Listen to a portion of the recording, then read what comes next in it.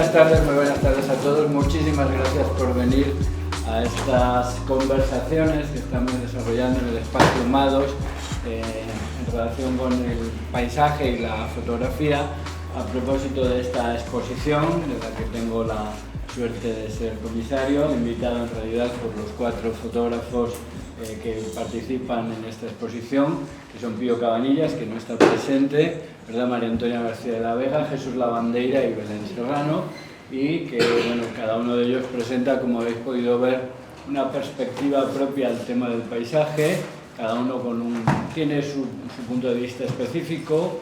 A mí me gusta señalar un poco el hecho primero sorprendente de que, tratándose de una aproximación a la naturaleza, los 4 hayan decidido renunciar al color, de la fotografía, al color de la propia naturaleza, ¿no? Y sus fotografías coinciden todas en el hecho de que son en blanco y negro, lo que quiere decir que también tienen una intención más de acercarse más a elementos, no sé si dibujísticos o formales, o a tener una idea más clara de lo que ellos quieren presentar o representar, ¿no? Las 4 perspectivas son sorprendentemente complementarias, tienen una cierta continuidad entre las 4, puesto que si nos fijamos un poco, los paisajes de Pío Cabanillas son paisajes donde no aparece ni la figura animal ni la figura humana, ni tampoco apenas aparece vegetación, solamente en algunos cuadros aparece vegetación, y podríamos decir que es un paisaje más mineral, ¿no? Muy dominado por la idea del hielo, de la nieve, del frío, del invierno, ¿no? Mientras que, si habéis tenido ocasión de ver la exposición, pues el trabajo de Jesús Lavandeira tiene una característica muy peculiar, es que primero no es propiamente fotografía, sino que son fotograbados, es decir, es una edición de grabados a partir de imágenes tomadas durante la pandemia, donde la idea del paisaje es muy especial y muy peculiar, porque de algún modo podríamos decir que parte de la cama, de la mirada del niño, de la persona con la que se comparte el lecho, y a partir de la cama empieza a mirar en la habitación, empieza a mirar por los visillos, empieza a mirar por las ventanas, por detrás de las ventanas, los animales que se encuentran en el corral, y luego sigue mirando y sigue avanzando, se interna un poco por el paisaje que rodea la casa, y por tanto es una perspectiva que se va abriendo hasta el mar, hasta los cielos, etcétera, pero en donde sí que empiezan a formar parte mucho ese mundo animal que está presente, pues animales que están en el entorno de la casa, también niños, etcétera, también hay personas, pero fundamentalmente es una idea donde el paisaje está muy relacionado con esta idea de bueno, pues hay un paisaje que podremos decir primero tomado durante la pandemia de 2020, curiosamente en la primavera de 2020, durante el confinamiento, ¿no? En segundo lugar, es una imagen muy de la naturaleza dominada por un entorno podemos denominar animal, ¿no?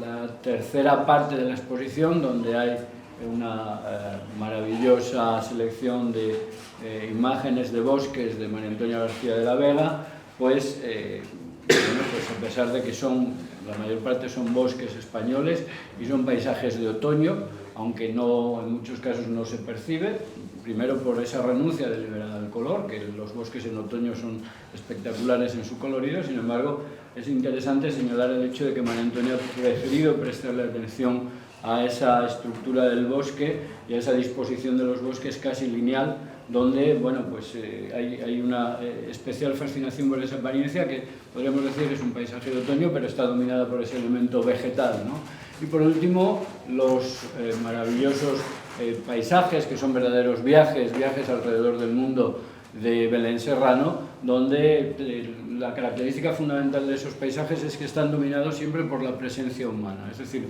ya no es que sea una naturaleza agreste y salvaje, sino que siempre la mirada de Belén Serrano se centra, aunque sí que es cierto que busca paisajes espectaculares y muy llamativos, sin embargo siempre el ojo se dirige a una presencia humana que caracteriza un poco su obra. De este modo tenemos lo mineral, lo vegetal, lo animal y lo humano en esas 4 perspectivas sobre el paisaje y sobre la naturaleza, y curiosamente también pues tenemos las 4 estaciones del año, ¿no?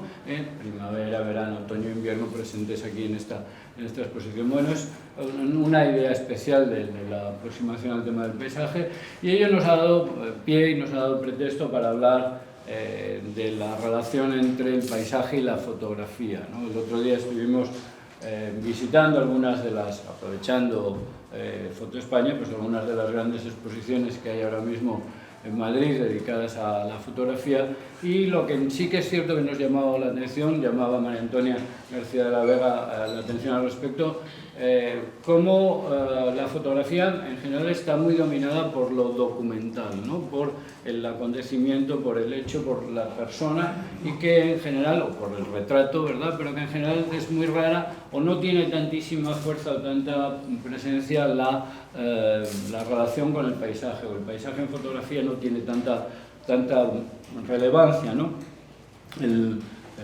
La semana pasada tuvimos aquí al profesor Fernando Castro, que nos dio una soberbia conferencia sobre la historia del paisaje. No se trata tampoco de volver sobre ella, pero sí que es cierto que quizás es pertinente señalar un poco cómo, bueno, el paisaje es una invención de la pintura, y cómo, es decir, y decir esto a veces parece que hay que enfrentarse con una mirada del paisaje como si fuese una belleza natural que está ahí y que uno aprende a ver espontáneamente, ¿no? Y sin embargo es necesario mostrar cómo, bueno, pues uno puede leer Homero, puede leer la Odisea, ¿verdad? En los viajes de Ulises por todo el Mediterráneo, y encontrar, no sin sorpresa, que en ningún momento Odiseo se detiene en ninguna de las islas a contemplar un paisaje que le sorprenda o que le llame la atención. Es decir, no hay paisaje, y es difícil encontrar esa reflexión sobre el paisaje en la literatura clásica, ¿no? Pero bueno, en cualquier caso sí que es cierto que el paisaje aparece un poco en torno a la pintura holandesa del siglo XVI, y que a partir de esa representación pictórica del paisaje empieza a aparecer una fascinación por el paisaje que nos lleva incluso al paisaje romántico, al paisaje sublime, que, por ejemplo, los autores del siglo XVIII eran incapaces de ver la belleza del paisaje alpino. Este tipo de paisaje de alta montaña, los ilustrados del XVIII consideraban que era un entorno hostil, peligroso y terrible, y que en absoluto era objeto de contemplación estética, ¿no? Para nosotros ha pasado a ser un objeto de contemplación y de consideración estética, pero en parte pues a ese desarrollo de la pintura romántica, pues pienso por ejemplo en la obra de Caspar David Friedrich, etc., ¿no? Este recorrido acerca de la historia del paisaje nos transmite también, bueno, el hecho de que en buena medida la abstracción es también una herencia. La abstracción en la pintura es una herencia del paisajismo, ¿no? Los pintores paisajistas Kandinsky o Klee, se ve clarísimamente cómo hay una evolución desde sus paisajes a la llegada de una abstracción pura, ¿no? Y claro, esto nos plantea también el tema y el problema del acercamiento específico de la fotografía al paisaje, ¿no? Es decir, cuál es la perspectiva propia de la fotografía y cuál es el punto de vista que aporta la fotografía diferente del de la pintura, si es que tiene que ser diferente en algún sentido, ¿no? A esta construcción o a este imaginario cultural del paisaje. Para ello contamos esta tarde con la amable presencia de dos grandes especialistas en fotografía, que son Carmen Dalmau y Horacio Fernández, y que, bueno, pues han tenido a bien, invitados desde luego por María Antonia García de la Vega, que es muy persistente, y por mí, pues a venir aquí. Más que persistente, seductora. Es seductora. Y que ha tenido bueno, pues es cierto que ha sido muy insistente para que organicemos estas charlas, y es una iniciativa que es bonita y hay que agradecérselo también a ellos, ¿verdad? Bueno, Carmen Dalmau es licenciada en Historia del Arte, Historia Moderna y Contemporánea, y es profesora de Historia del Arte y Estética en el Máster de Fotografía de la EFTI, ¿no? Es comisaria independiente de exposiciones y crítica de arte, y es autora de un blog muy interesante que me lo he estado leyendo, que se titula Ante vuestros ojos, donde, bueno, pues tiene unas entradas realmente muy... Y que ha acabado fraguando en un libro. Ha fraguado en un libro, ¿verdad? Y ha tenido la amabilidad de venir a charlar con nosotros sobre la idea del paisaje y la fotografía. Cuando quieras, Carmen. ¿Empiezo yo entonces? Sí, por favor, ¿Va a sí. empezar Horacio? No hay ningún problema, yo me digáis. Bueno, a ver, yo creo que el paisaje y la fotografía siempre han estado ligados, porque en 2011, en Christie's, se subastó una fotografía por más de 4 millones de dólares, que era un paisaje y que supuso además una inflexión en el mercado y en la concepción en el valor de la fotografía en el mercado. Era un paisaje, se llamaba el Ring 2 de Andreas Gursky, y es una foto grande, de dimensiones mucho más grandes que estas que tenemos en esta sala, con una capacidad tonal muy reducida y además en la que había intervenido el fotógrafo con medios digitales para eliminar todo lo que le molestaba, para que solo viéramos el fluir del ring, ¿no? Y de ahí, esta es la primera, que es un paisaje, pero es que también en fotografía se dice que la primera fotografía que existe es un paisaje, porque es la de Nikiforov Niepce, que es la vista en una ventana, sí, que es un paisaje. Y o Daguerre, ¿no? Las vistas del Boulevard del Temple en París también son un paisaje.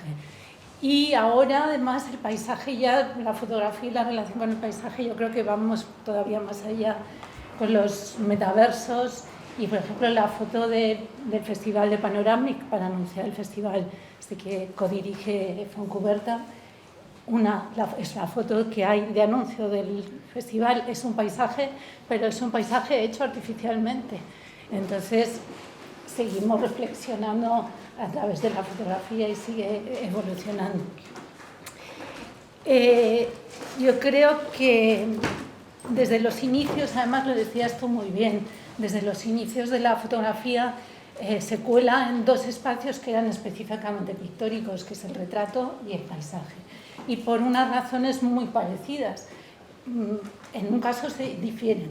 El retrato es porque de una forma muy barata y mucho más cómoda y rápida podemos todos legar a nuestros herederos una imagen para nuestro recuerdo, ¿no? Para que nos recuerden la ausencia.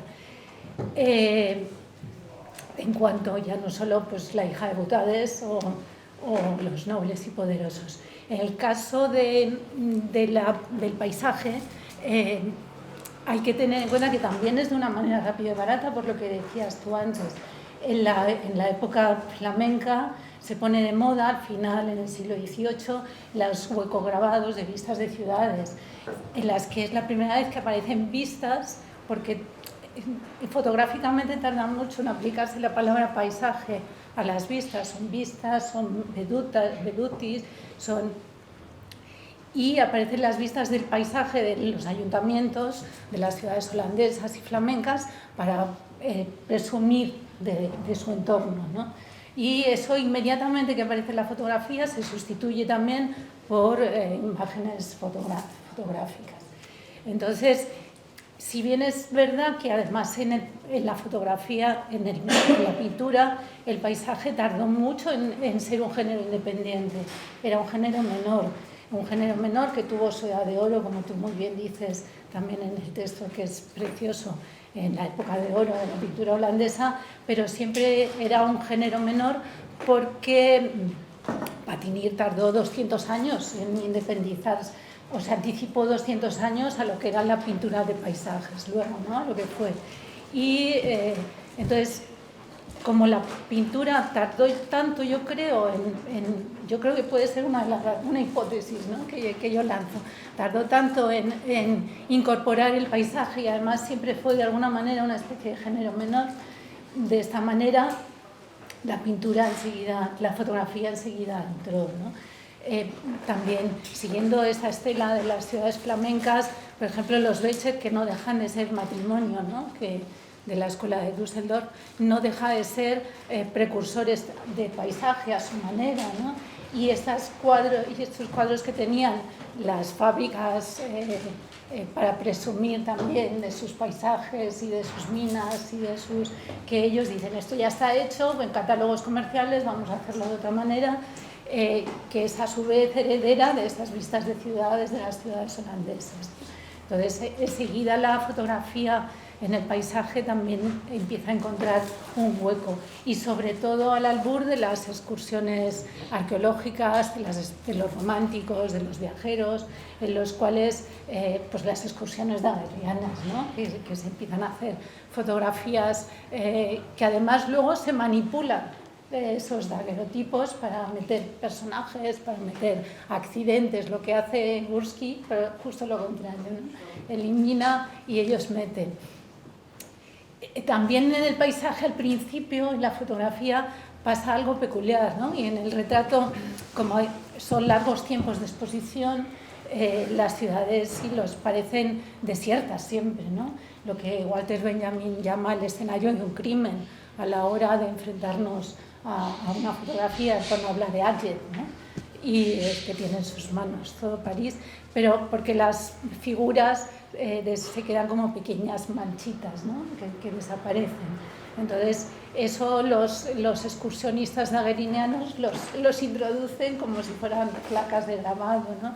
Entonces, pero no cabe duda que a raíz de estas excursiones, de estas expediciones arqueológicas, se introduce la fotografía y vemos las pirámides de Egipto, las ruinas precolombinas, y eso nos va haciendo que a través de estos álbumes generemos fotografía, ¿no?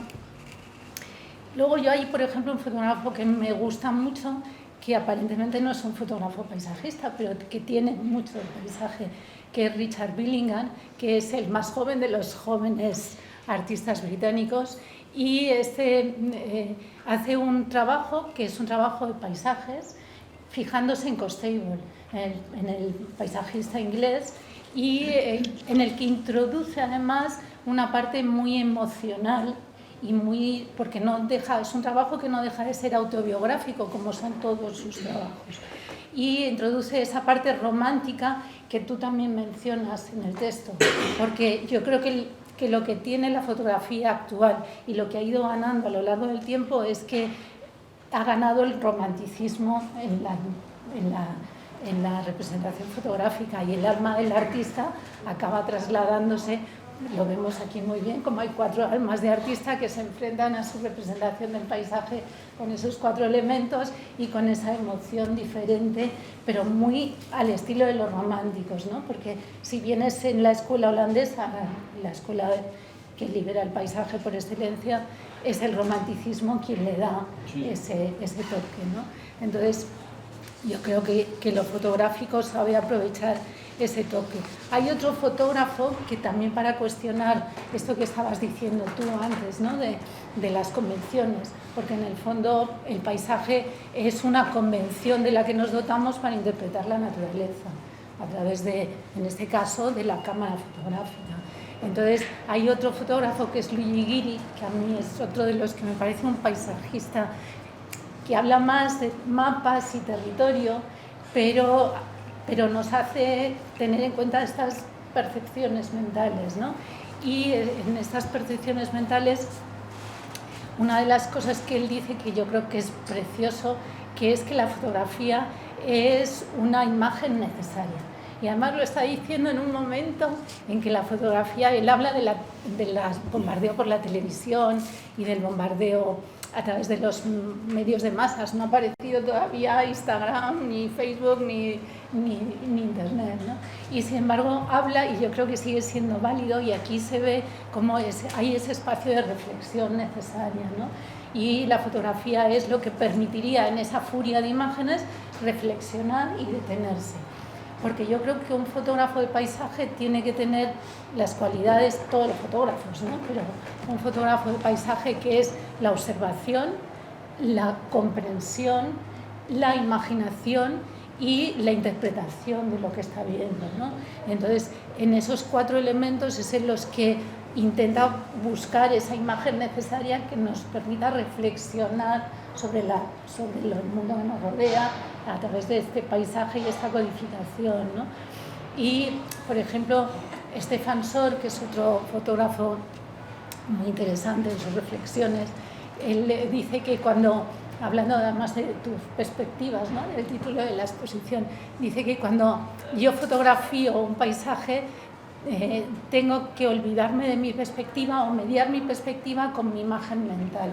Entonces, en esa imagen mental acaba volviendo a modificar la perspectiva en una especie de cinta de Moebius que se va comunicando entre sí, y eso le obliga además a tomar decisiones pues, de la gradación de tonos, de la acumulación de planos, de la sensación de profundidad que quiere dar. Entonces, eso es lo que yo creo que también se puede observar, y por eso el blanco y negro, ¿no? Y dices, ¿por qué estas imágenes son todas en blanco y negro? Yo creo que porque permiten esa abstracción de la naturaleza, por un lado, y esa capacidad de meditar sobre ella, ¿no? En cada uno a su manera. Es también una reducción, ¿no? Pero lo hacía la pintura, porque la pintura El espejo de Claude, ¿no? Pues reduces a escala, enfocas lo que quieres enfocar, este espejo cóncavo y negro, ¿no? Reduces a escala, reduces lo que quieres enfocar y además reduces la gama cromática en esa sensación de espejo de Claude, de estos pasajistas que decían que era Claudio de Lorena, pero no, los aficionados, ¿no? Los que en principio lo utilizan. Entonces, en ese espejo de Claude yo creo que se puede entender también esta fotografía en blanco y negro del paisaje y de graduar los tonos. Y luego Stefan Sor, por ejemplo, también dice dos cosas, que yo creo que también estos paisajes se pueden agrupar.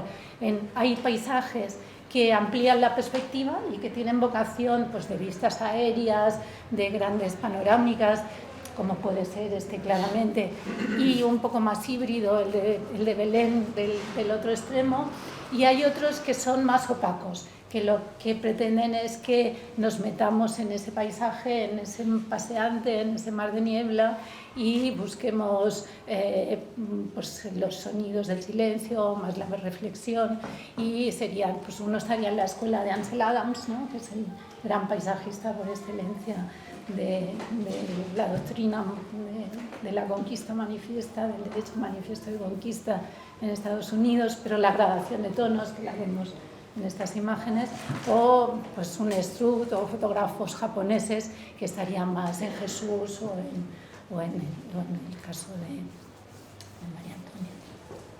No sé, sigo.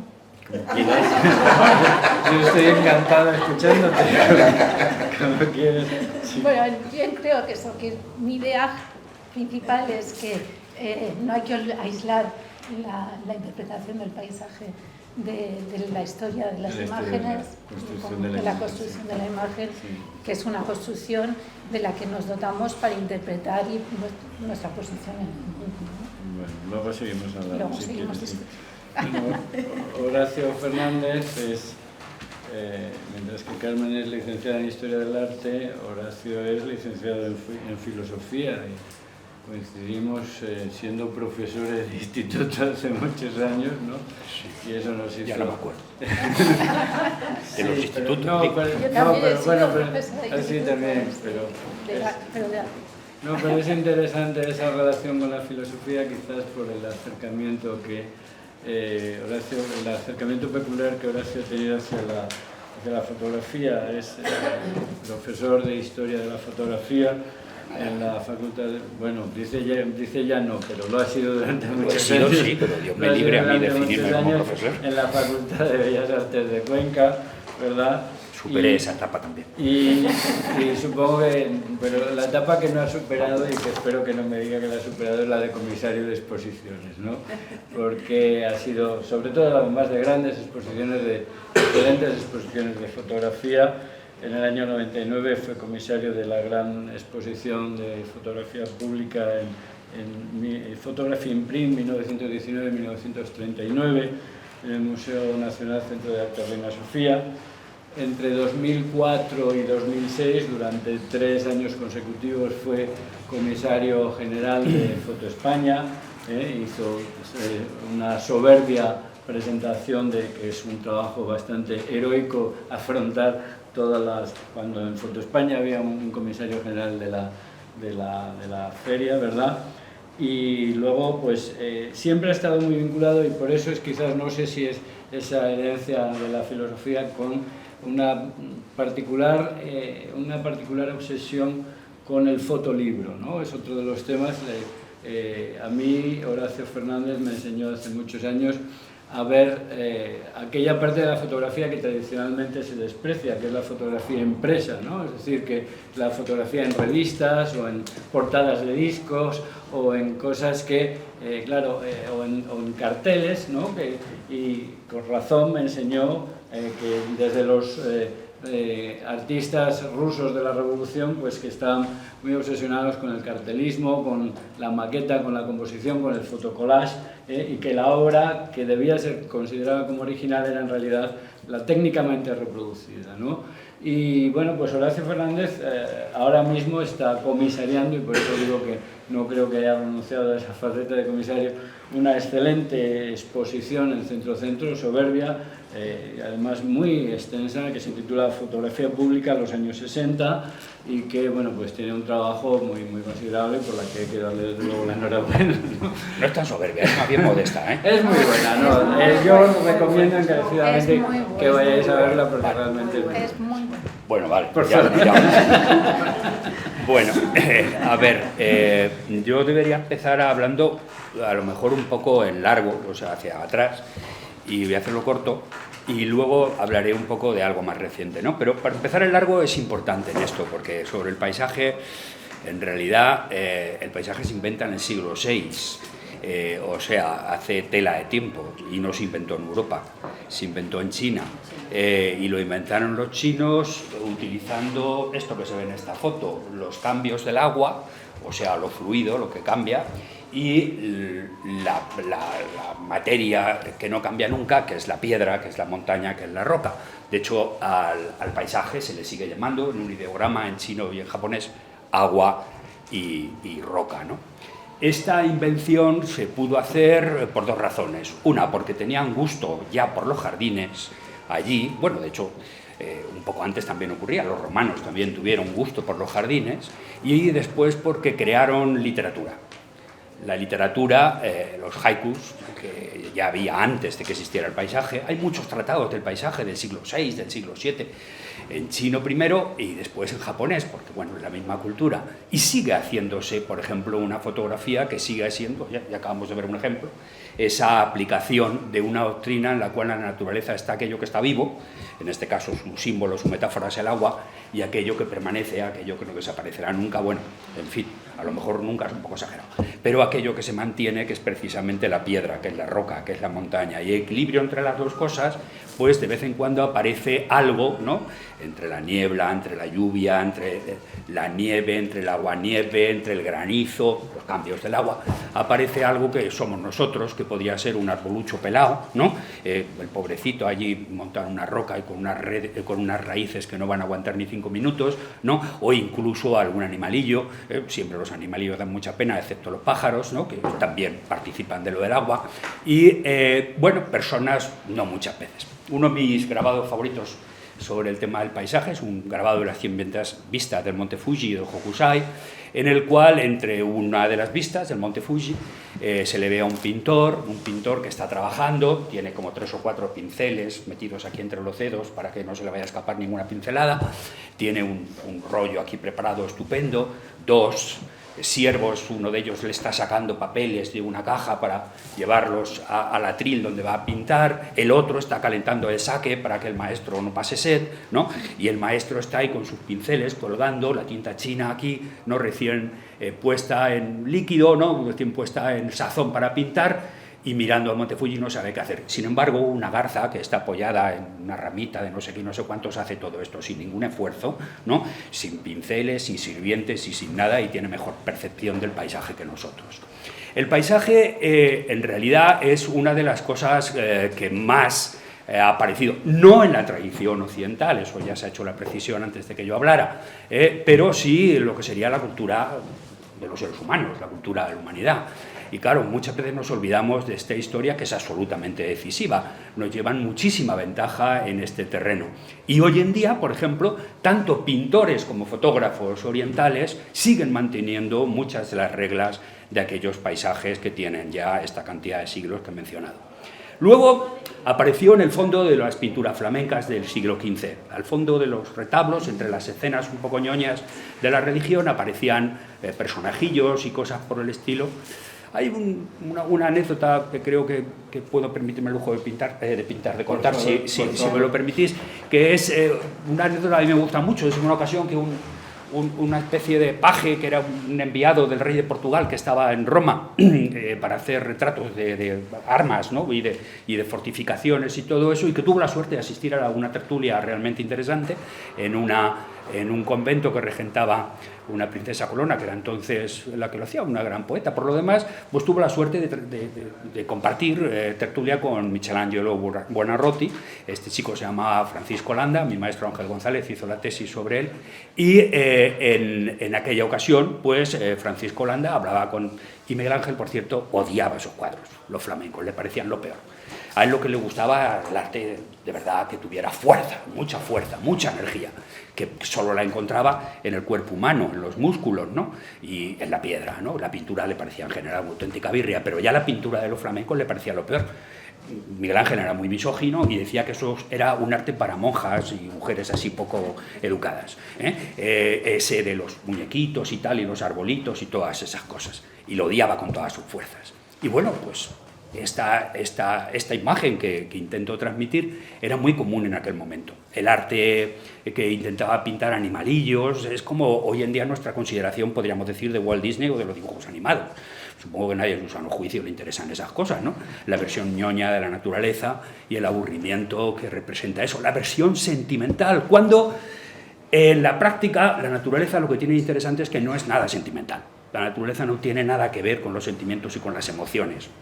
Eso es una cursilería, con todos mis respetos. La naturaleza es el espacio de cosas mucho más fuertes, es el espacio de cosas que no tienen nada que ver con nosotros y que nosotros no podemos controlar.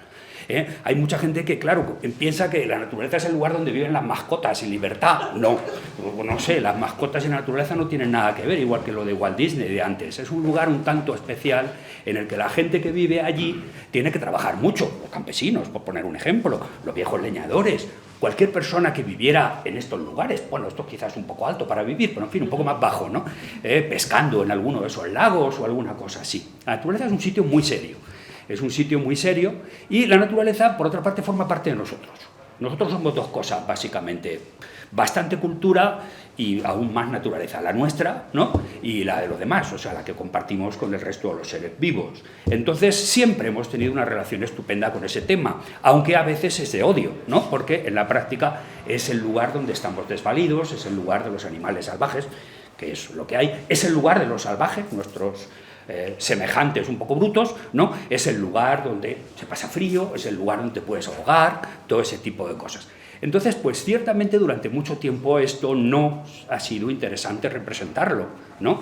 De hecho, los pintores que representaban esto de una manera autónoma, para mi gusto, son los pintores franceses que pintaban en la Italia al barroco en el siglo XVII, de los que hay una excelentísima colección en el Museo del Prado, porque Velázquez compró muchos de esos cuadros para las colecciones de Felipe IV para el Palacio del Buen Retiro.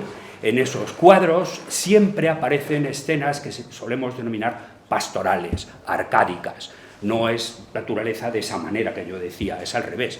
Es una naturaleza que está llena de pastores y pastoras, ¿no? Que lo único que hacen es ligar y contarse poemas los unos a los otros, ¿no?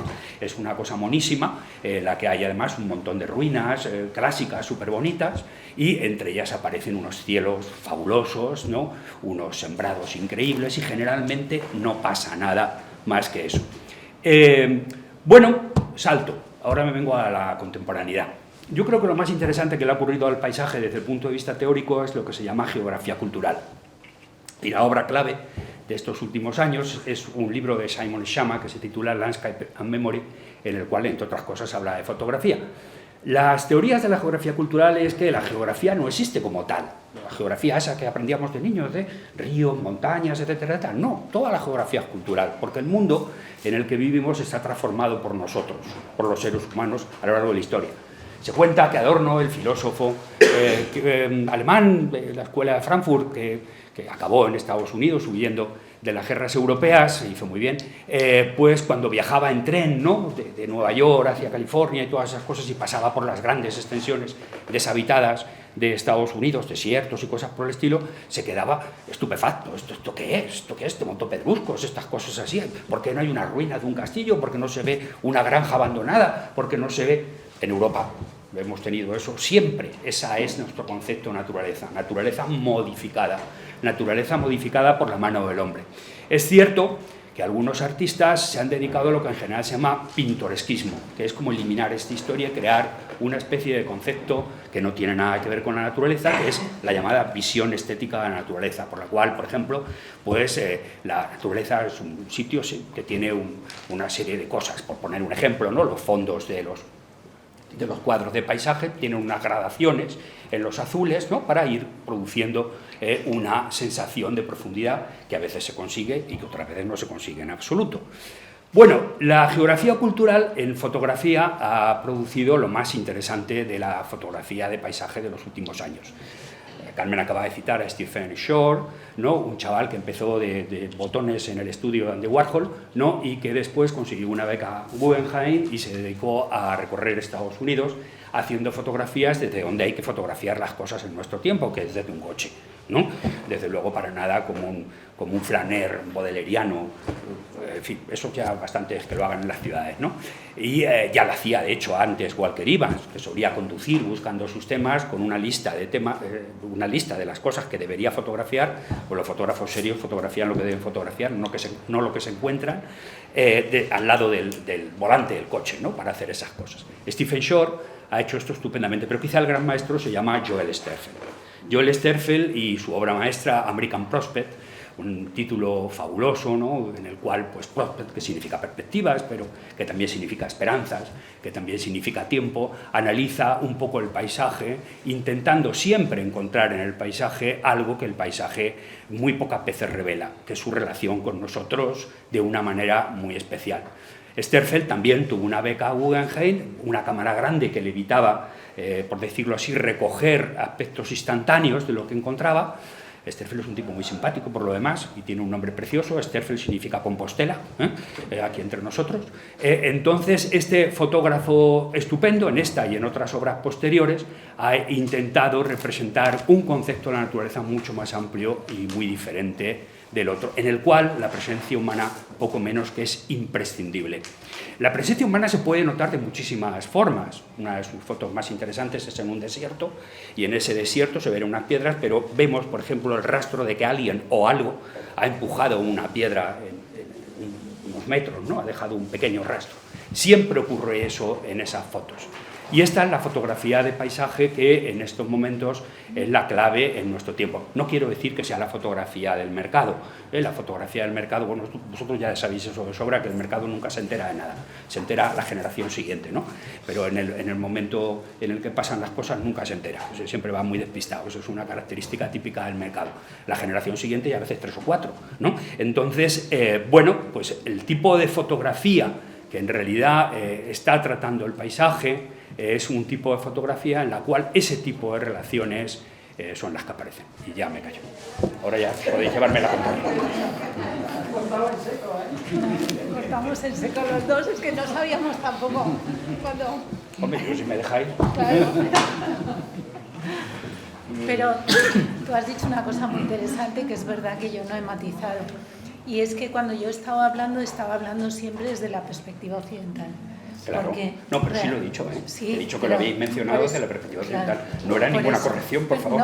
No, me refiero que es verdad, o sea que cuando estamos hablando de paisaje nos olvidamos de estos paisajes maravillosos orientales y que es otra idea del mundo completamente distinta. Una relación más rica, quizá. Sí.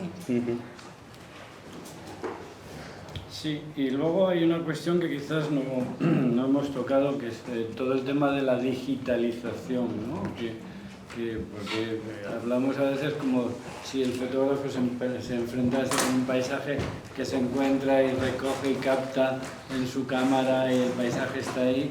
Sin embargo, a mí me interesa mucho también esa idea de la construcción digital del paisaje y sobre todo cómo eso también compone un cierto imaginario cultural de nuestra relación con la naturaleza, ¿no? Porque ya no solo lo de Walt Disney que mencionaba Horacio, sino sobre todo Por ejemplo, a mí me interesan mucho los salvapantallas de Windows y ese paisajismo que dices hasta qué punto es fotográfico o no, o es puramente digitalizado, ¿no?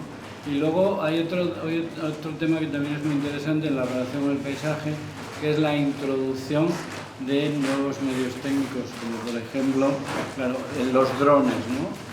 Últimamente hemos empezado a ver mucha fotografía aérea, muchas perspectivas desde puntos de vista cenitales que, bueno, que efectivamente son algo novedoso, en el sentido de que, bueno, tratan de unificar esas dos perspectivas fundamentales de la representación de lo espacial que había en la cultura occidental, porque, bueno, pues una es la perspectiva tradicional de la pintura, la de Alberti, la de Leonardo, el perspectivismo de la ventana visual o del cuadro cerrado y a veces incluso compartimentado para la representación, pero otra muy diferente y también muy interesante, que es en la construcción de toda la imagen del espacio de la cultura occidental, es la perspectiva cenital, la del cartógrafo, ¿no? La representación del territorio visto supuestamente desde el punto de vista del punto de vista de Dios, ¿no? Y entonces, bueno, quizás ahora mismo no sé hasta qué punto la introducción de tecnologías como el dron o ya no digamos como el Google Earth, ¿no? Que esas visiones ya que son, no sabemos hasta qué punto podemos considerar fotográficas, ¿no? De satelitales de la Tierra y esas aproximaciones que podemos hacer al planeta. Muchos artistas trabajan también con esa idea, no sé hasta qué punto ya podemos seguir hablando del paisaje, del paisajismo, ¿no? Yo me metería con los artistas, ¿te parece bien? Cuando digo la palabra artista me dan ganas de hacer eso de que decía Guérin. El arte es lo peor que puede ocurrir en la fotografía. Lo peor. Es lo peor que puede ocurrir en la fotografía. Los fotógrafos con pretensiones artísticas cavan su propia tumba. Entonces hay que evitarlo a muerte. Es una cuestión que no tiene nada que ver. El arte es absolutamente sentimental en nuestra época. Si antes decía que el paisaje no lo es, y es un descanso, hoy en día el arte dominante en nuestra época es sentimental y encima lleno de resentimiento, no para hablar de moralidad y decirnos lo que tenemos que hacer los puñeteros artistas, algunos de los cuales seguramente no saben ni hablar, ¿no? Pero ahí nos están explicando cómo va el mundo. Hay que tener mucho cuidado con el arte. O sea, una de las cosas buenas de la fotografía, me imagino que aquí hay más fotógrafos que artistas, entonces una de las cosas que hay que hacer es evitar todo este tipo de cosas con la pintura. No, yo creo que no. O sea, yo creo que el arte es una palabra despreciada, ¿no? Ha perdido su valor por completo, pues ya vale para todo, como sabéis, ¿no? Kafka ya lo hacía, decía que había artistas del hambre, imaginar. Desde entonces pues hemos avanzado a artistas de cualquier cosa. Y es una palabra chunga. O sea, cuando alguien se define como artista, peligro, ¿no? Entonces, la fotografía es técnica. Y eso está bien, ¿no? La técnica es una cosa muy interesante y la técnica nos ayuda a hacer cosas, porque tú acabas de decir con los aparatos esos, que yo la mitad de ellos no los conozco, alta digitación, no sé cuál es. Entonces, todas estas cosas de la técnica es lo que hace interesante la fotografía. Nos da una mirada mediada, una mirada que no es solo la nuestra, que tiene una serie de condiciones. Esa serie de condiciones bien aprovechadas dan muchísimo en sí. Una de las cosas hermosas de la fotografía es precisamente que no tenemos que adaptar nuestra perspectiva habitual, ¿no? El prisma que tenemos en nuestros ojos, ¿no? Por el cual vemos con una calidad de colores francamente pequeñaja, ¿no? Y en cambio, pues en blanco y negro, pues encontramos una serie de variaciones y de maravillas que el ojo humano no encuentra, excepto quizá en los sueños. Parece que soñamos bastante en blanco y negro. Entonces, ese tipo de cosas es algo muy interesante de la fotografía y es lo que hay que hacer. Los fotógrafos deben hacer fotografía y los artistas arte. El arte es una cosa, yo qué sé, suponiendo que algún fotógrafo sea artista, ya llegará alguien que lo dirá, pero si vas de artista probablemente te estás cavando tu propia tumba, ¿no? Es muy peligroso ese terreno. Entonces lo interesante más bien es que el fotógrafo es una persona que es un profesional de la mirada, no es un profesional de la mano, no es un profesional de los conceptos. Imagino que habrá algún fotógrafo conceptual, pero vamos, solo de pensarlo se te hiela la horchata en las venas, ¿no? Entonces, ese tipo de cosas son difíciles de pensar, ¿no? Realmente es un profesional de la mirada que sabe utilizar bien unos objetos. Esos objetos cambian, Unas veces son más modernos, otras veces son más antiguos, unas veces nos dan unas perspectivas planas, unas veces nos dan grano, unas veces nos dan según que sea, ¿no? El que, por ejemplo, aquí tengamos lo de Jesús, ¿no? Que está utilizando una técnica de reproducción un poquito distinta de la que utilizáis los otros tres, pues nos da unas diferencias importantes sin salirse de la gran variedad de las cosas que hay en la fotografía. Yo, para mí, que el arte principal del siglo XX, ahora hablando en serio de la palabra arte, no me refiero a esto, es por un lado la fotografía y por el otro lado el cine. El cine es, desde luego, probablemente el mejor, ¿no? Y los mejores paisajes de la historia probablemente son las escenas de las películas western, vamos a suponer de John Ford, en Panavisión, en la cual hay un actor en una esquina de yo qué sé, de un campo de fútbol y el otro en la otra esquina del otro campo de fútbol, y en medio se sucede un paisaje maravilloso en el cual te pasas un buen rato y a pesar de todo pasan cosas, por ejemplo un duelo, ¿no? Eso es verdaderamente muy interesante y hay muchísimo paisaje en el cine siempre, es el lugar donde pasan todas las cosas interesantes, aunque también hay directores de cine muy pesados que hacen películas en una sola habitación y cosas por el estilo y tal igual que las apagas a los 5 minutos, ¿no? Ya contarás. Pero es una de las cosas, el cine te hace salir de casa, la fotografía te hace salir de casa, los pobres artistas recluidos en su estudio. ¿No os parece una cosa verdaderamente que deberíamos hacer algo? Fundar una ONG para liberarlos, para sacarles las cadenas con las que se atan a sus caballetes, ¿no? Hay que hacer algo con todo este tipo de cosas. Como el cuadro flamenco, ¿no? Del pintor pintando en el natural y está en su estudio pintando. A ver, yo discrepo un poquito. Solo faltaba que me dieran la razón. Solo faltaba. Yo creo que efectivamente fotografía es la mirada, está clarísimo, en eso no discrepo. Pero la fotografía no es solo una técnica. Yo creo que también hay un componente de arte dentro de la fotografía, mal que les pese a algunos fotógrafos, ¿no? Entonces, no solo es técnica, sí, pero como técnica, es verdad, retomando tu pregunta, puede evolucionar, claro que evoluciona, y de hecho está evolucionando hasta, eso significa que son imágenes, es que yo creo que además hablar ahora de fotografía, hay que hablar más de una imagen expandida, ¿no? Entonces, en cuanto las técnicas que se utilizan ahora, en las que no interviene la cámara y no interviene tampoco la mirada, porque en estas, ¿no? Como decía Ito Steyer, estamos ahí perdidos sin línea del horizonte, ¿no? Hemos roto realmente. Si no interviene la mirada, eso no es muy serio, que digamos.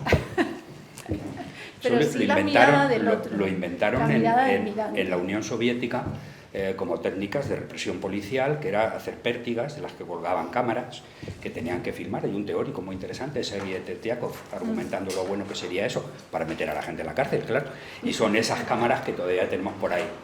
No vamos a decir que lo que se ve en las cámaras de las calles y de las autopistas es fotografía y arte, no digo yo. Yo no digo eso. No, sí, ya lo sé, yo estoy llevando la revolución al absurdo. Pero si alguien utiliza esas imágenes, eso sí puede llegar a ser arte. Me temo que no. ¿Y el público qué opina? Consiste en que creemos una conversación también entre todos, que tengamos nuestra opinión, ¿no? Sí, sí, yo es lo que estoy intentando. Aquí no hay gracias. Pero ya se ha ocupado de amedrentar a la mitad del público que son artistas. Entonces, aquí cualquiera abre la boca. Hay una cosa en la que estoy de acuerdo con Horacio, es que a mí... Ya es raro, ¿eh? Ya es raro. Es raro. Pero es verdad que la palabra arte referida a la fotografía no me gusta mucho. No. Yo pienso que lo importante es ser fotógrafo y que ya alguien decidirá en algún momento si lo que has hecho es arte o no es arte. Yo en eso estoy totalmente de acuerdo. En cuanto a estas nuevas técnicas que hay, bueno, no tan nuevas, porque Fontcuberta lleva jugando con eso muchísimos años ya, es relativo. O sea, yo recuerdo de una de las primeras Fotoespañas que hubo, cuando se hacían los debates, en donde Fontcuberta trajo a un señor que se dedicaba a recopilar fotografías por toda la red y todas estas cosas de salchichas de Frankfurt. Y entonces tenía como miles de fotografías de salchichas de Frankfurt y se suponía que este sí era un artista porque recopilaba. Yo, sinceramente, no lo considero arte. Me parece que es un señor que es un recolector y punto. Sí, bueno, sobre eso hay anécdotas, ¿eh? En el momento en que la Tate de Londres compró por primera vez fotografía, que no le compró por primera vez fotografía un fotógrafo muy importante, sino unos petardos de Düsseldorf, a los que te he referido antes, que eran los señores Becher, ¿no? Los arqueólogos industriales que no valen nada, ¿no? Una fotografía patética. Entonces compraron eso y hubo grandes protestas en Inglaterra, como es lógico, porque allí tienen uno de los más grandes maestros de la fotografía, Bill Brand, ¿no? Y entonces se armó una discusión sobre si la fotografía era arte y todo eso, y alguien sacó las salchichas de Frankfurt y dijo, las salchichas son comida, ¿no? La fotografía es arte, que cada uno sabe sus conclusiones. Horacio, pero en tu opinión, y además esto de consideración de arte me da mucho de eso. Yo que soy un analfabeto del arte y de la fotografía, ¿cuándo algo se considera arte y cuándo la fotografía, desde un punto de vista serio, podría considerarse arte? Las dos preguntas, ¿eh? A ver, para considerar algo arte hay una definición, entre las muchas definiciones de arte, que es la definición de arte como institución, según la cual existe un llamado mundo del arte. El filósofo famoso para decir estas tonterías se llama Arthur Danto. Y entonces, cuando algo es arte, ¿no?, es porque un grupo de especialistas, el mundo del arte, deciden que lo es. Ese mundo de especialistas está formado básicamente por toda la gente que tiene que ver con el arte, excepto los artistas, cuya opinión no se pregunta. O sea, tienen que ser historiadores, críticos, coleccionistas, esos son los que más importan, galeristas, te digo yo, los que ponen los precios, subastadores y cosas así. El mundo del arte decide que esto es arte, le pone un precio y arreglado, ya es arte. Te lo creas o no te lo creas. Esta es una definición clásica de arte de nuestra época, ¿no? Y esta definición de arte de nuestra época, si el grupo del mundo del arte, que no dan pasaportes, ¿eh? O sea, no hay una ciudadanía ahí reconocida para formar parte de él. Entonces, suponiendo que el mundo del arte haga este tipo de concesión, vamos a suponer, un fotógrafo, puede ocurrir, no sé, puede ocurrir. Vamos a suponer un fotógrafo con muy poca obra, ¿no? Muy poca, que haya hecho muy pocas copias, etcétera, etcétera, que se haya muerto pronto. Con eso se puede especular, ¿no? Con lo cual es muy probable que enseguida suba. Entonces, cuando eso pasa, pues puede ocurrir que el mundo del arte aproveche la ocasión para lanzarlo y comérselo con patatas, ¿no? Sus herederos no han visto nada, esa persona ya ha fallecido también, no hay casi obra, ¿acordado? Eso es lo clásico para considerar algo arte.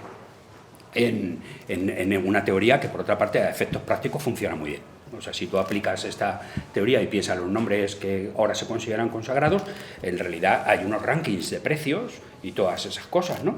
Y bueno, pues ahí está, ¿no? ¿Por qué es tan importante Basquiat, por poner un ejemplo? Murió a los 27, así igual que era, ¿no? Claro, eso es lo que da gusto, ¿no? Si llega a morir a los 14, todavía sería mejor, ¿no? Entonces, este tipo de cuestiones son un poco especiales. Luego, hay otras teorías, por suerte, sobre lo que sea arte. A mí me gusta mucho la teoría intencional, que viene a decir que el arte tiene mucho que ver con las intenciones que un artista pone en marcha cuando realiza una obra. Esas intenciones las consigue o no, eso puede ser. Es verdad que esta teoría tiene un problema que se llama falacia intencional, que muy pocas veces podemos saber cuáles son realmente las intenciones de los artistas. Pero vamos a suponer que pudiéramos tenerlo, y en algún caso algunos artistas han escrito diarios, han escrito notas sobre su propio trabajo y podemos conocer esa cosa. La realización de las intenciones, la realización de las ambiciones sería una buena pista para verlo de esta manera. Ha salido recientemente un libro muy interesante de Alejandro Vergara, un conservador del Museo del Prado, se titula La calidad, en el cual él distingue muy bien dos sentidos de la palabra calidad. Por un lado es la calidad técnica, o sea, la calidad que tiene una pintura de determinado momento. No sé, por poner un ejemplo, ahora hay una exposición en la Academia de San Fernando sobre Velázquez en Italia, muy floja, por cierto, la exposición, pero hay un cuadro que siempre ha estado allí, que lo han limpiado un poco, que es una copia, la única copia que se supone que hizo Velázquez en Italia, un Tintoretto, en Venecia, intentando utilizar una técnica por la cual, analizar una técnica que él no conocía, bueno, no conocía directamente porque había visto muchos cuadros de Tiziano y de los pintores venecianos en la corte de Madrid, pero lo hace, ¿no?, para hacer que los brillos de los colores se vean de una manera un tanto especial, que está inspirada de hecho en las teselas de los mosaicos, ¿no?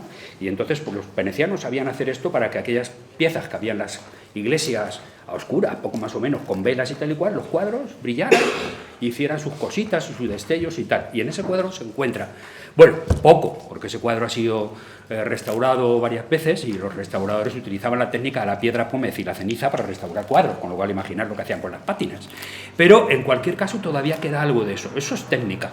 Igual que es técnica una fotografía bien revelada, con una buena exposición, con la lente adecuada, etcétera, etcétera. Técnica es importantísimo. Ningún músico se le puede entender, ninguno, si no tiene una técnica desorbitada. Eso es absurdo. Es el tema ejemplar. No importan las ideas de los músicos. Imagináis que vamos a un concierto y nos llega el músico y dice: mire, les voy a contar una conferencia sobre Bach. No pienso tocar hoy pero la conferencia va a ser muy buena. Le tiramos de todo, ¿no? Digo yo. La técnica es fundamental en la pintura, en la fotografía, en el cine, en la música, en cualquier, por decirlo así, actividad cultural de cierta calidad. Otra cosa que ya no es eso, ya es más subjetivo, porque la técnica puede ser objetivada. Uno puede hacer un análisis de lo que significa la técnica en una obra de arte, en la ejecución de un concierto, en cualquiera de cosas de este estilo. Otra cosa sería aquella cosa que entendemos por calidad que ya se refiere, por ejemplo, a la creatividad, a la inventiva, etcétera, etcétera. Ahí ya nos andaríamos con una serie, a veces, de problemas.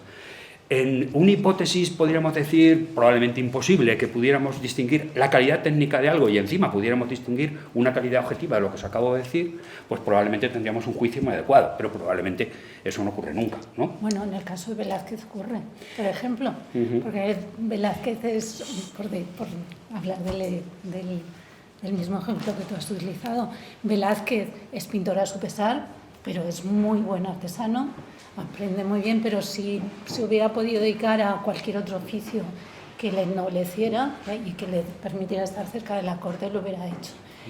Y tiene muy buena técnica, pero a su vez tiene una intención, porque hace una glorificación de la pintura. Al final no me puedo dedicar a otro oficio, me dedico a lo que sé, pero además lo engrandezco. Y ahí está también la intención. Entonces, en una persona como Velázquez, un artista como Velázquez, sí se le puede considerar un artista. Sí, porque claro. Existen las dos cosas. Claro, claro. No, y hay maneras de estáis hablando realmente de pintura, pero si todo eso lo aplicamos a la fotografía. Yo creo que igual. En fotografía el concepto de arte es muy nuevo, o sea, quiero decir, hasta hace muy poco tiempo relativamente en fotografía no se hablaba de arte, se hablaba de buenos fotógrafos, pero no se hablaba de artistas. Eso es un concepto que es muy reciente, ¿no? Bueno, desde su aparición. Bueno, desde la aparición de la fotografía como arte. Se puso en cuestión precisamente. Ha sido una polémica que ha existido. Es algo del siglo XX, ¿no? Algo del siglo XIX. Sí, o sea, sí. No, el origen de la técnica. Y no solo la cuestión de si la fotografía eso no es arte, ¿no? Sino también la cuestión de hasta qué punto la aparición de la fotografía supuso el fin del arte, porque se vio como una amenaza para la pintura, ¿no? De hecho, el retrato, que es muy interesante, había un tipo de retratistas que eran los silueteros, ¿no? Los que hacían siluetas, que hacían retratos de perfiles, utilizando la técnica de la hija de Butade, ¿no? Simplemente la proyección se hacían perfiles y ese tipo de imagen desapareció. Es muy curioso que Benjamin, cuando habla de la fotografía, habla de la experiencia de la desaparición del aura, de cómo algo técnicamente reproducido carece de aura, a pesar de que luego hemos visto, para nuestra sorpresa, cómo a través del concepto de vintage reaparece en la fotografía donde propiamente no hay original, que es algo que dice Benjamin, ¿no? Bueno, no hay original. El original propiamente no es la obra es una reproducción técnica, ¿no? El original, el negativo, no es obra. Pero dice una cosa muy interesante acerca del retrato, dice que es la única fotografía que todavía sigue manteniendo una aura, porque claro, dice, la gente tiene las fotos de sus antepasados en casa y lo sigue, de algún modo, tiene esa veneración cultural y le sigue, tienes los muertos en tu casa y te acuerdas de tu madre y de tus padres y no sé qué, los tienes ahí como, y tienes una cierta actitud de veneración y se habla de ese carácter cultural que todavía mantiene el retrato, que sin embargo, por ejemplo, pues el paisaje no tiene, ¿no? Otra fotografía técnicamente reproducible, ¿no? A mí sí que me interesa un poco, sé que Horacio es muy polémico y le gusta... No quiero que os aburráis.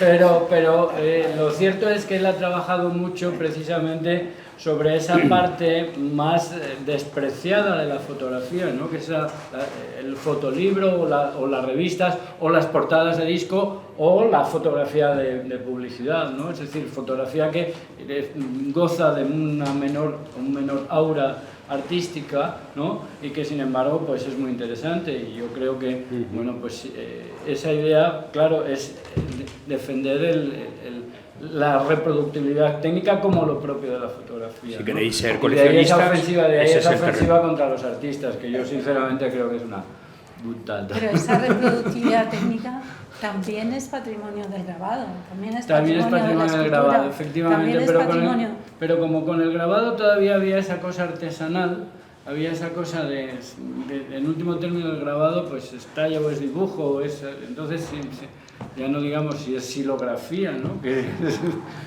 Pues el grabado seguía teniendo todavía ese elemento artístico detrás, que cuando aparece la fotografía, donde la característica técnica, claro, pues es que una plancha se ilumine y permitir la entrada regulada de la luz, parece una cosa puramente mecánica, y eso es lo que llevó a disputar muchísimo acerca de si eso era arte o no era arte, ¿no? Y bueno, pues... ¿Yo puedo decir algo de los libros, a lo mejor? Puede ser. ¿Sí? No sé, hay un poeta, Mallarmé se llamaba, que decía que todo lo que ocurre, cualquier cosa que ocurre, solo ocurre en tanto en cuanto acabará en un libro. ¿No? Las cosas ocurren para acabar en un libro, eso es la única explicación de la existencia. Tengo un amigo que dice algo peor, que dice, si quieres que algo no se sepa, publica un libro. Ese no es Mallarmé, ese debe ser Buenarrame. Yo prefiero a Mallarmé. Entonces, no hace tanto, esto ocurrió en el siglo XIX, pero Susan Sontag decía que algo parecido, que es algo así, que todo lo que ocurre, todo lo que pasa, existe para acabar en una foto. Y lo que no acabe en una foto, adiós, ¿no? Porque no existe. Y eso es bastante también exagerado, ¿de acuerdo? Pero ahí está. Bueno, si unimos las dos frases, si todo lo que existe, existe para acabar un libro y todo lo que existe para acabar en una foto, la solución, 2 más 2, 4, es acabar en un puto libro. Está hecho. Está hecho. Esa es la solución. El otro día en tu presentación de la exposición de Centro planteaste una cosa que me pareció muy interesante. Porque decías, bueno señores, esto es fotografía de los años 60. Está en diversos soportes, en libros, en revistas, en portadas de disco, pero está aquí, la tenemos físicamente. No como toda esa fotografía que está en distintas páginas web que ya no existen en el sitio, ¿no? Es una gran pérdida. Si uno compara... perdona. El problema de lo que dice Horacio, me parece a mí, el problema que tenemos nosotros no es tanto que exista o que no exista. El problema es que no sabemos qué es lo que existe ahí fuera, qué es la realidad. Eso que vemos que representa, porque eso es un hecho cultural. Ojo, eso es algo que hemos construido. Dios sabe lo que hay fuera. Esto está empezando a discutirse. ¿Has leído a Marcus Gabriel? Eso es discutible como la realidad existe. Ha dicho una cosa muy interesante. Dios sabe lo que hay ahí fuera. Y los que no Por eso la perspectiva aérea de los la realidad, tal como podíamos definirla convencionalmente sin que creo que hubiera mucho problema, es aquello que conocemos a través de los sentidos. Nosotros tenemos pocos, hay probablemente máquinas que pueden tener más que nosotros, o no digamos ya marcianos, pero nosotros tenemos 5 sentidos. Y aquello que podemos experimentar mediante los sentidos y luego sus combinaciones, ¿no? Aquello que nos llevaría a experiencias como el dolor, el placer, etcétera, etcétera, eso es lo real. Es cierto que otras cosas son a veces más interesantes que esas, pero lo bueno de lo real es que lo real se puede conservar.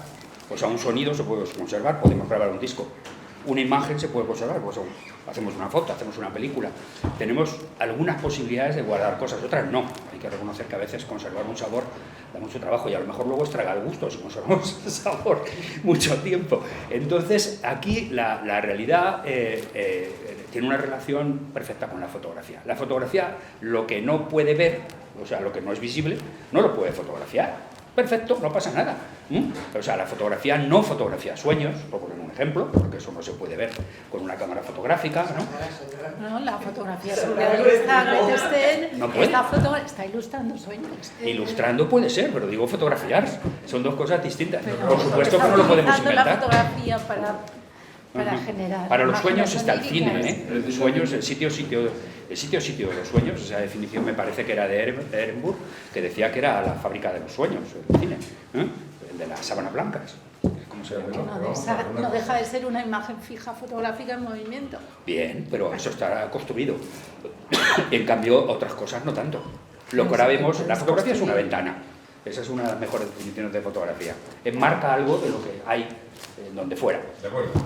Te lo ¿cómo compro. se construyó esa ventana? ¿Cómo que cómo se construye esa Sí, ventana? ¿cómo se construyó el espacio simbólico donde representar? Haces así, ya está. No, el espacio simbólico donde representar, eso fue el gran hallazgo. Alberti. Antes que la representación, la piedra de Altamira sobre la roca, cuando la mente cogió y generó ese espacio donde representar, ese fue el verdadero hallazgo y el que nos separó de la naturaleza.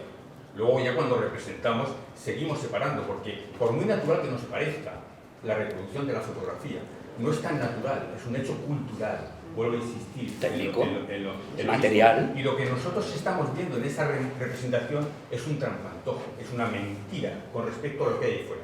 Nunca sabremos lo que hay ahí fuera. Pero bueno, es una mentira porque uno hace una fotografía, pues no una mentira, puede ser una representación de la realidad. yo pongo una pega.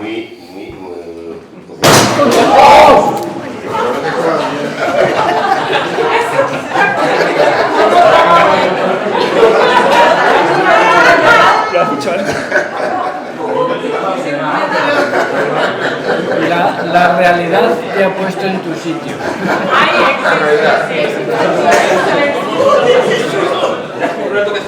La realidad te ha puesto en tu sitio.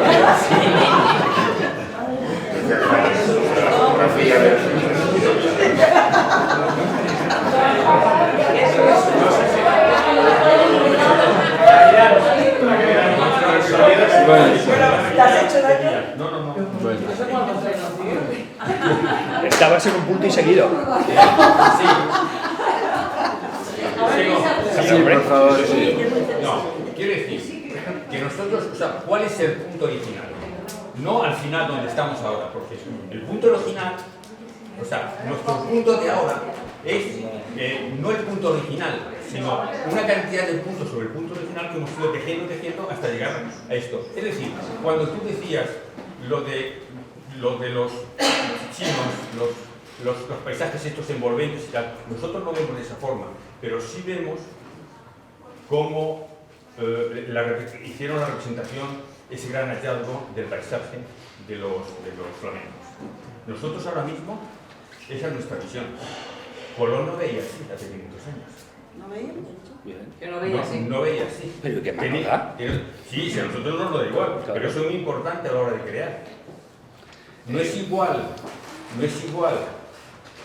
que nosotros nos creamos punto por punto, que lo que estamos viendo en una representación lo más realista posible es verdad, porque no lo es. Pero si la palabra verdad no tiene nada que ver con las cosas, la palabra verdad es una característica del lenguaje. Solo son verdad o mentira las frases. Las cosas no son verdad ni mentira.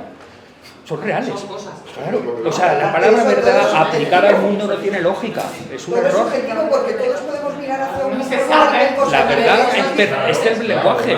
Nosotros decimos a alguien, a una persona que ha dicho una falsedad, le decimos mentiroso, admitido, pero la mentira está contenida en el lenguaje, no es que la persona sea mentirosa, ¿no? O sea, la verdad es una característica del lenguaje de siempre.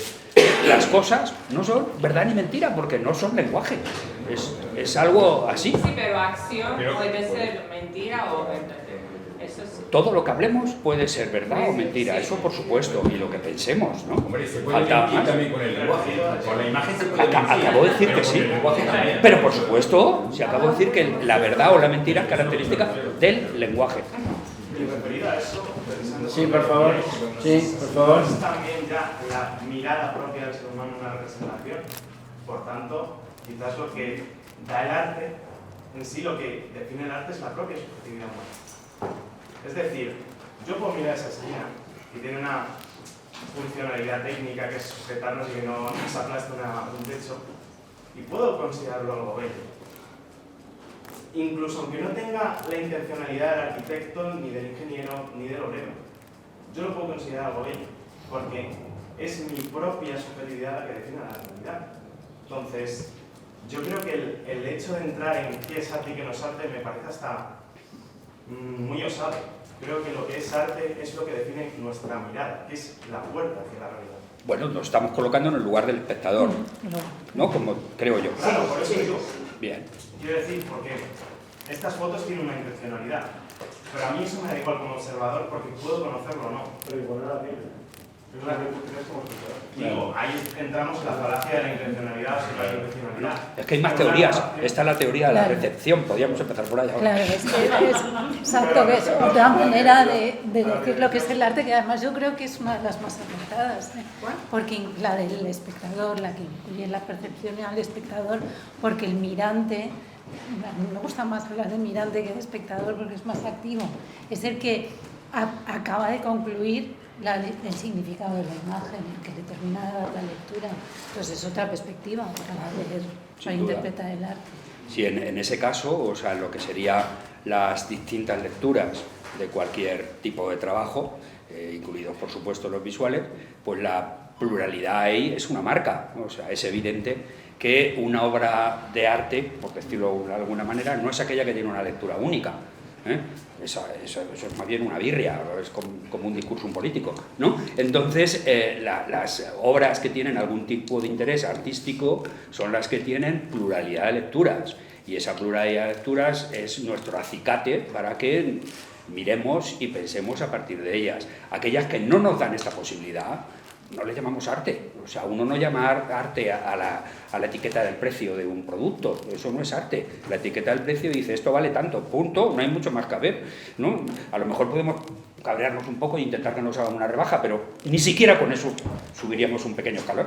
Una pregunta, con el tema de los fotolibros, es decir, entonces en base a eso, ¿por qué la obsesión en los fotolibros de explicar lo que estás fotografiando? No es necesaria. Porque existe un poco la obsesión en general, casi el 90, no sé, muchos, al final muchos de ellos vienen un texto, no sé qué, parece que es casi obligatorio explicar, en vez de dejar que cada... Pero no necesariamente no solo los libros, hay muchísimas exposiciones en donde tú vas y de entrada te encuentras un texto así de grande explicándote lo que vas a ver, que tú dices, sí, pero tienen que explicar ya, vale, porque es que no lo voy a ver. No, porque igual es la visión del artista haciendo la obra. No, normalmente esos textos los hacemos nosotros, los comisarios. ¿Qué peligro tenemos? A ver, es que también nosotros como comisarios estás mediatizando, ¿no? Utilizando. Bueno, yo creo, en la pregunta de Jesús, vamos a ver. Claro, si no lo podría. No, porque si yo hago una fotografía y quiero que la gente sepa por qué he hecho esa fotografía, yo voy a explicar por qué hago esa fotografía. No dejo que cada pero una cosa es que tú expliques por qué has hecho esa fotografía y otra es que eso es distinto, porque no me estás dejando libre albedrío de que cuando yo vea esa fotografía la sienta. Pero es que igual no es mi intención al hacer esa fotografía. O la intención del artista. Tú sigues teniendo libre albedrío, pero la condición a ti no te impide. Te puede condicionar, pero la visión que tengas tú puede ser totalmente diferente a la que tenga yo leyendo el texto. Sí, indudablemente, eso es cierto. A mí me cuesta. Pero por regla general, normalmente eso suele ocurrir cuando suele ocurrir hay textos grandes explicados la posición, es porque cuando una vez no vas a poder interpretar si ese texto lo es. Bueno, en la mayoría de las ocasiones, no digo siempre. Esto es como una película que tiene mucho diálogo para explicar la trama y que hay gente a la que por eso le gusta más porque ha entendido y hay gente a la que le parece eso vulgar. Entonces es como parte de la obra. El texto que acompaña al cuadro yo lo tomo como parte de la obra. A veces hace falta y a veces no. O sea, el matiz aquí viene establecido por ejemplo, aquello que se considera en un libro que debería saber el lector del libro al mismo tiempo que mira las imágenes. Hoy en día la moda es exactamente la contraria, con perdón, es dejar libros muy vacíos, muy vacíos. Yo soy muy partidario al 100% de la presencia de textos, a mí me encantan los textos. Ahora bien, no los explicativos, a mí me gustan textos que favorezcan otro tipo de cosas. A mí me encanta, es una cosa que me gusta muchísimo, algo que desgraciadamente no está de moda, que es lo que se llama el pie de foto. El pie de foto es contar algo sobre la imagen. Ese algo puede ser un lugar, una fecha, eso será el mínimo, pero probablemente podría ser más cosas, ¿no? El pie de foto es un género en el cual, por ejemplo, en las editoriales se trabajaban los pies de foto, los hacían escritores, trabajando con los fotógrafos para contar algo, y en algunos casos esas colaboraciones son fantásticas. Hay algunos libros maravillosos de poesía que juegan con estas historias ya desde el siglo XIX, y por poner un ejemplo, la obra maestra de Federico García Lorca, El poeta en Nueva York, cuando Federico lo dejó en la oficina de Cruz y Raya antes de irse a Granada, el pobre, a que lo mataran, lo dejó con una lista de las fotografías con las que debía ir ilustrado ese libro, pero luego Bergamín, cuando lo editó en México, prefirió colocar unos dibujos que tenía el de Federico para ver si luego los colocaba por ahí. Pero bueno, en cualquier caso, estas cosas pasaban. La obra maestra de Hart Crane, el libro sobre el puente de Brooklyn, The Bridge, lleva en el centro exactamente un portafolio de imágenes de Walker Evans que tienen la misma importancia que el texto poético que hay, y los poemas, como es lógico, no tienen lectura obvia, ¿no? A mí me parece, por ejemplo, que tanto la fotografía como la poesía tienen una grandísima carga metafórica. Entonces me parece que es una de las cosas más interesantes que se puede hacer en fotolibros, trabajar con poetas. Poetas buenos, no con un primo tuyo, pero eso estaría muy bien. Entonces el texto puede ser muy útil, ¿no? Hay grandes obras literarias y fotográficas a la vez, ¿no? Fotógrafos que además escribían muy bien en algunos casos. Y luego hay obras desnudas, es cierto, hay obras desnudas en las cuales se sigue una teoría que podríamos denominar postmoderna, si no fuera porque esa palabra da mucho asco, que es random, ¿no? Que es la idea esa de que el azar debe dominar las relaciones humanas. No. Oiga, si usted supone, yo me ha pasado eso algunas veces en lectura de portafolios, que te llegaba un fulano y te traía un montón de fotos y te decía, ordénalas, que tío te ordene la foto, lo que me faltaba por hoy, las traían random, ¿no? Te habrá pasado a ti también, ¿no? Pero bueno, entonces esa historia a veces puede tener algo de gracia, no digo que no, pero por ejemplo como moda es patética, ¿no? Porque no funciona, es como tirar tus fotos a los leones, ¿no? O sea, no tiene ningún orden, no tiene ninguna coherencia, pero es que es así, es que todo es random. Ah, bueno, pues vale, ¿no? Venga, pues no sé, ¿por qué no pones también un texto en lenguaje máquina para que sea todo más complicado todavía? Entonces, un poco, en un libro, uno lo que tiene que conseguir es algo que es verdaderamente maravilloso y muy fácil, pero que cuesta. Cuando uno coge un libro, empieza por la primera página y tiene que llegar al final. Y en el camino, cada vez que pasa una página, ocurre el tiempo, que es una de las ventajas de los fotolibros, en eso se parecen al cine, porque las fotos por sí mismas, las pobres, están más muertas que muertas, son como instantes detenidos, pero en los libros andan. Pero claro, si en la página siguiente te vuelves a encontrar la misma foto o algo parecido, o otra que no tiene nada que ver y tal y cual, a la cuarta o quinta página dejas de pasar las páginas y no llegas al final. ¿Cómo mantener esa línea de interés en el lector? Pues eso no es que haya unas reglas, digamos, establecidas para hacerlo, pero es fundamental. Si un libro no consigue eso, pues a decir verdad, falla. A mí me gustan muchísimo las viejas revistas de fotografía. En esa exposición de los 60 están algunas de las mejores de aquella época, incluida una revista editada en Chicago, Choice, que se llama así, A Magazine of Poetry and Photography, que dirigía en la parte fotográfica a Aaron Siskin, y que es una maravilla.